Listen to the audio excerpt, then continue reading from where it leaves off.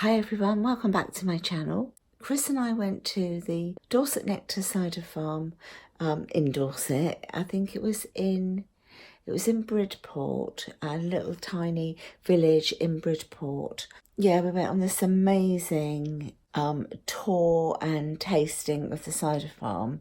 This is actually the following day. So what I'm going to do in this video is to share some clips of some of the things, some of the talks, some of the sights, the things that we experienced. So I'm going to share that with you in this video, but I'll give you just a quick little bit of history of the cider farm. Okay, so the young man that was doing the tour was lovely. He's from Seattle. His whole family from Seattle in America. They've had the farm for 14 years now. When his parents came over, who were the owners of the farm, they were very, very big into making sculptures, and all of the sculptures that you saw around the farm were made by his parents. And yeah, they were really sort of big into crafting and hammering out these great big sculptures. Then they decided they really needed to move away from where they were living to find something with a lot of outdoor space so that they could hammer contently in barns and not make any noise and disturb neighbours. So hence that's why they actually bought the cider farm. They didn't buy it because of the orchards, they just wanted the space. So they didn't have any intention to start producing cider and running it as a cider farm. I think he said the farm had previously 5 or 6 owners before, and it really wasn't making any money. They were running it at a loss. And so his family used to say they bought it because they wanted the space. They just wanted the geographical area to live in where they could, as I say, continue making all their sculptures. But that year they had an absolute bumper crop and were able to sell the apples and make a return on it. And so they thought, well, you know, maybe we could learn about producing cider here, and hence that is how it all started. The farm is continuing to grow and to become bigger and continuing to produce different ciders every year. There is more of an explanation in the video from some of the, from some of the footage that you will see. And I just really didn't realise how much goes in to actually producing really good ciders. The mature trees in the orchard are 55 years old. Went into a lot of history about the trees and how they've introduced the younger trees, dessert apple trees as well.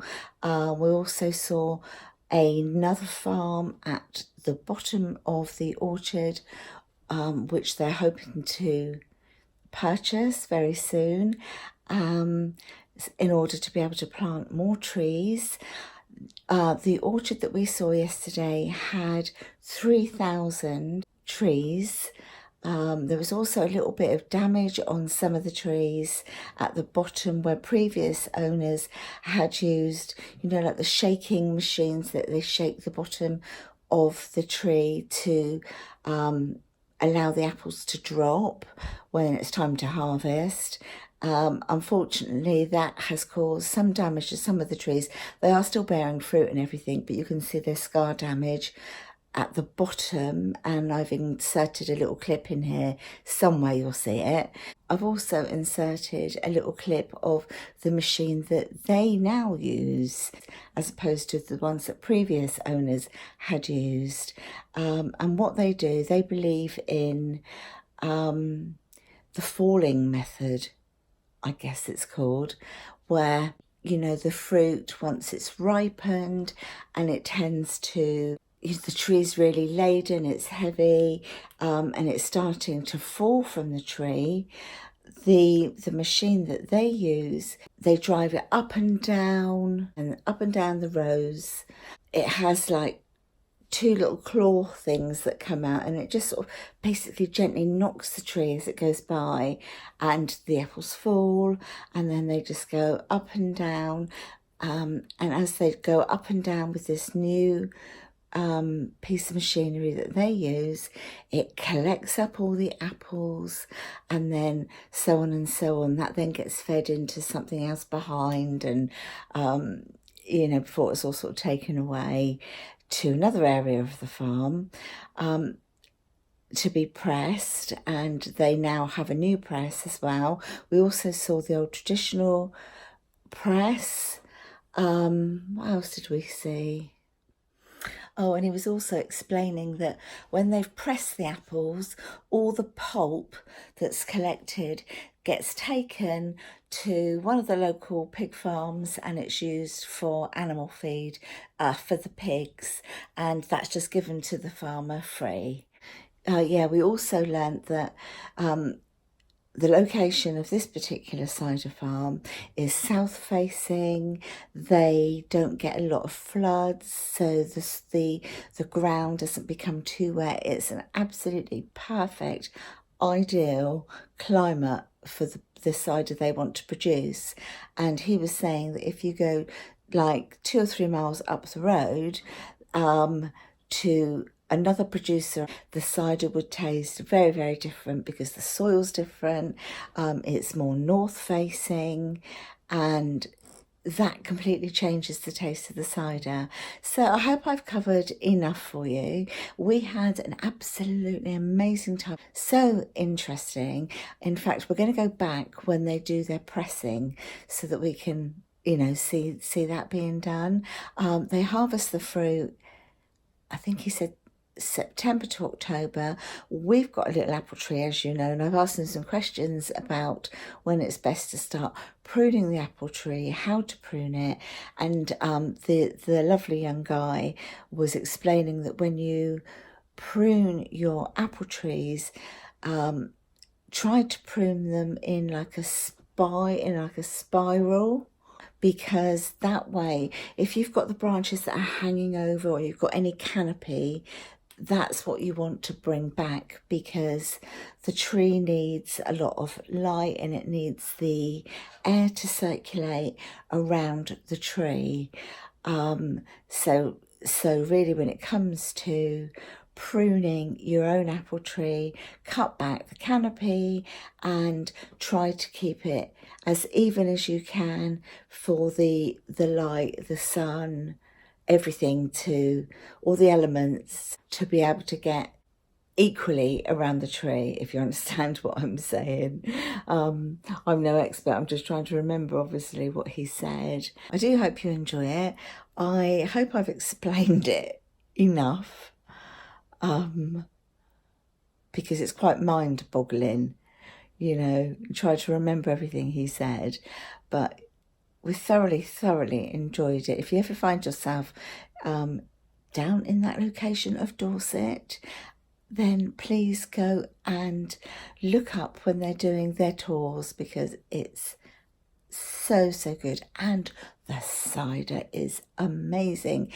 And the other thing I need to say is that if you're looking for sort of like scrumpy, you know, West Country scrumpy, that is not the place to go. That is not the place to purchase your cider, because that isn't what they're into. They're into trying to juice and to develop their ciders into a more artisan taste, a more artisan produce.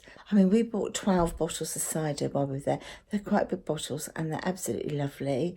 And as we were tasting some of them, the young guy was saying, you know, if you like this one, of course I liked most of them. I think it was only 2 I wasn't keen on. But he was saying this particular one works beautifully with gin. This one here works beautifully if you add a little drop of rum to it, you know, so it's all very educational. Anyway, enough said.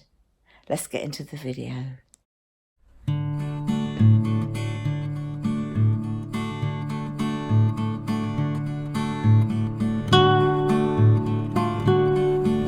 Everyone, welcome to Thursday morning. It's nearly 9:30 in the morning. We've been on the road for what, maybe an hour? Something like that? Hour and 15 minutes. Just over an hour then we've been on the road, and we're going somewhere really exciting today. Mr's there driving, Mr. Sparkle. Morning. We're on our way to Dorset. We're actually going to a cider farm today, so we get like a tour of the cider farm, we get to sample some of the ciders, and then we're going to a pub not far down the road from the cider farm for lunch, so I'm going to take you with us.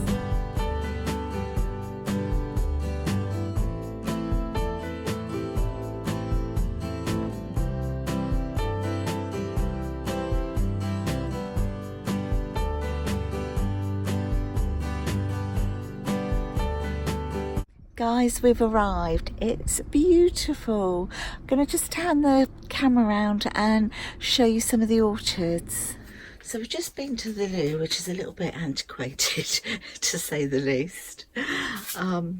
But just outside of the toilet, this is such a good use of like the logs, isn't it? The way they've put them all up against here to make a fence, and got some lovely plants here. We've still got all the orchards over there as far as you can see, and all the picnic tables. The sculptures are lovely. So we're now going to go in.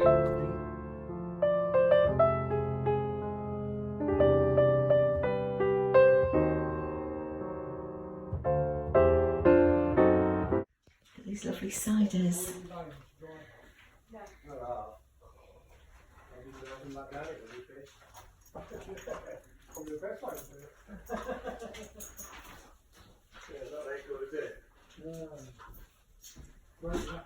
Hi. Yeah. Thank you very much. Yeah, I will start at 11 or so. Yeah, that's...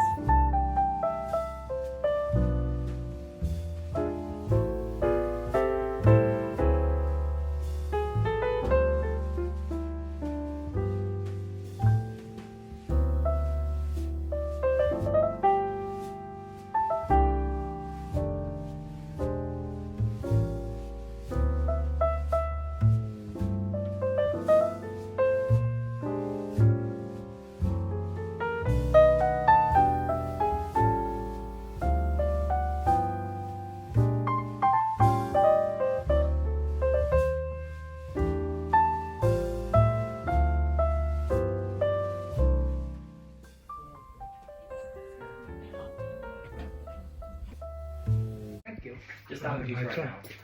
I'll get you on the later. Down liters to 200,000 liters this coming autumn, but we're quite reliant on the crop every autumn. So we're very much like a sort of vineyard, because it goes very much down to the fruit, down to the weather, down to climate, down to the soil. So we could be using apples, the same varieties. These two rows here, for example, are Michelin.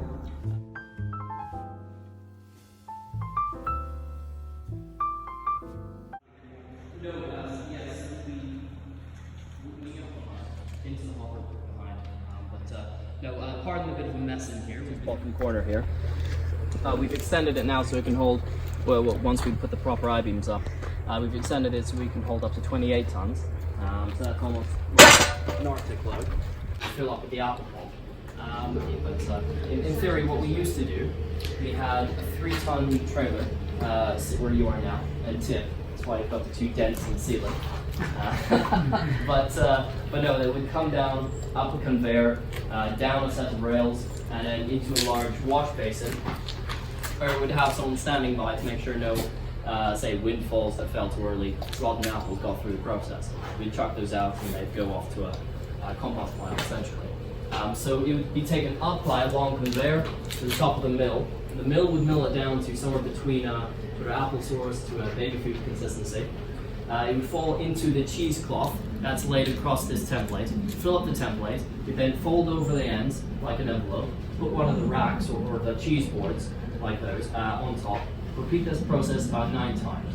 Once it's full, you would take we'll ratchet across the bed, the base and the underneath the head. Come down, press the juice out. Once in the basin, you'll be pumping the juice out from this pipe here into the settling tanks where they'd settle overnight. Now, of course, we've moved all this so we have more space, and we're going to be concreting that this season too to put more tanks in as well. We pump it into the tanks about 6 a.m. the next morning. We're pumping the juice out of those tanks where it's settled overnight. So any bits of apple pulp that's got through the sock filter going into the tanks to begin with, that's settled to the bottom. We don't touch that. Once it's in the tanks, the fermenting vessels, first fermenting vessels, it'll sit there for the next 3 months. It's essentially the same sort of system that we do.